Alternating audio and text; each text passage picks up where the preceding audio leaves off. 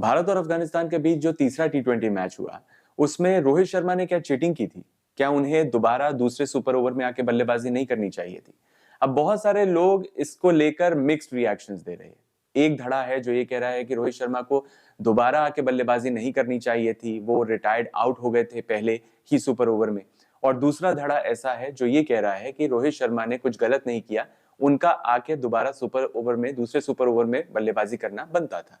अब देखिए, वैसे तो ये जो मैच था अफगानिस्तान और भारत का, ये एक फॉर्मेलिटी के लिए खेला गया मैच था, लेकिन ये बहुत रोमांचक मुकाबला था। मतलब जो दर्शक स्टेडियम में मैच देखने पहुंचे थे और जिन्होंने टीवी पे भी ये मैच देखा, उनके पैसे इस मैच में पूरी तरीके से वसूल हो गए, क्योंकि इस मैच में बने ही इस तरीके के कुछ रिकॉर्ड थे। पहली बात तो ये कि रोहित शर्मा ने इसमें पांचवी सेंचुरी जड़ दी, पांचवा शतक जड़ दिया, और दुनिया के ऐसे पहले बल्लेबाज बन गए जिन्होंने टी20 के फॉर्मेट में शतक जड़ा।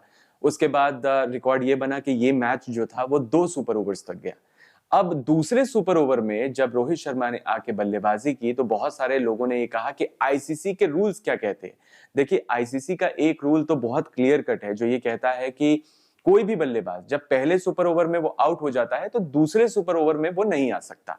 लेकिन इसमें बहुत सारी और भी बातें हैं। अब रोहित शर्मा, जो ये वाला मैच हुआ भारत और अफगानिस्तान का तीसरा टी20, इसमें क्या वो रिटायर्ड आउट हुए थे या रिटायर्ड हर्ट हुए थे? पांचवी गेंद, पहले सुपर ओवर की अगर हम बात करें, तो पांचवी गेंद खेलने के बाद वो चले गए थे, उनकी जगह आ गए थे रिंकू सिंह। और जब वो रिंकू सिंह आए तो इसके बाद आपने अगर मैच देखा होगा तो आपने सुना होगा, आकाश चोपड़ा भी ये कहते हुए नजर आए थे, क्योंकि अब ये मैच 16-16 रन दोनों टीमों ने बना लिया है। अब ये मैच चला गया है दूसरे सुपर ओवर में, तो अब जो दूसरा सुपर ओवर है उसमें रोहित शर्मा नहीं आ सकते। लेकिन जब फिर से रोहित शर्मा क्रीज पर आते हुए दिखे दूसरे सुपर ओवर के लिए, तो खुद आकाश चोपड़ा भी बहुत ज्यादा सरप्राइज हो गए थे, और कमेंट्री करते करते उन्होंने ये कहा था कि मुझे भी क्रिकेट के ये जो आईसीसी के मैनुअल्स है वो दोबारा पढ़ने पड़ेंगे, क्योंकि मुझे भी क्लैरिटी नहीं है कि रोहित शर्मा को क्या दोबारा क्रीज पे आना चाहिए था या नहीं आना चाहिए था। अब देखिए, रिटायर्ड आउट अगर कोई खिलाड़ी होता है तो रिटायर्ड आउट होने की कंडीशन में वो दोबारा आके बैटिंग नहीं कर सकता। अगर पहले सुपर ओवर में कोई खिलाड़ी आउट हो जाए या फिर रिटायर्ड आउट हो जाए, तो वो दूसरे सुपर ओवर में आके बल्लेबाजी नहीं कर सकता। अगर वो रिटायर्ड हर्ट हुए थे इन इलनेस की वजह से, इंजरी की वजह से, तो फिर ये कहा जा रहा है कि उन्हें परमिशन लेनी चाहिए थी अपोजिट टीम के कैप्टन से। उन्हें इब्राहिम जादरान से जाके रोहित शर्मा को इस बात की परमिशन लेनी चाहिए थी, लेकिन उन्होंने ली नहीं परमिशन, और उन्होंने बिना परमिशन लिए ही जाके बल्लेबाजी करनी शुरू कर दी। अब जोनाथन ट्रॉट, ये अफगानिस्तान के कोच है इस वक्त, उन्होंने जब ये मैच खत्म हुआ था उसके बाद एक बात कही थी। उन्होंने कहा था कि ये जो कंडीशन, जो सिनेरियो उत्पन्न हुआ इस मैच में, जिसमें दूसरे सुपर ओवर तक ये मुकाबला गया, ऐसा पहले कभी नहीं हुआ।